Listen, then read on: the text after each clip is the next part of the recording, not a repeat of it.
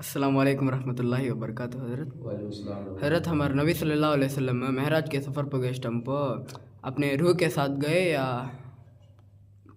जिस्म के साथ? यानी आपका सवाल है कि हुज़ूर अलैहिस्सलाम मेराज में जो गए तो रूह और जिस्म के साथ गए या सिर्फ रूह के साथ गए?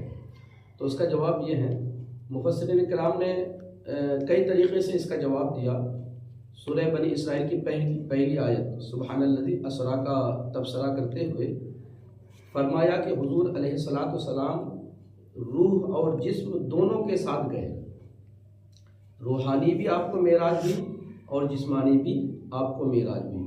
इसी तरह आला हज़रत इमाम अहमद रज़ा फाज़िल बरेलवी रज़ियल्लाहु ताला अन्हु ने भी अपनी किताब में लिखा है फतवा रिज़विया शरीफ में, और इमाम रब्बानी भी अपने मकतूबात में इसका तज़किरा किया है।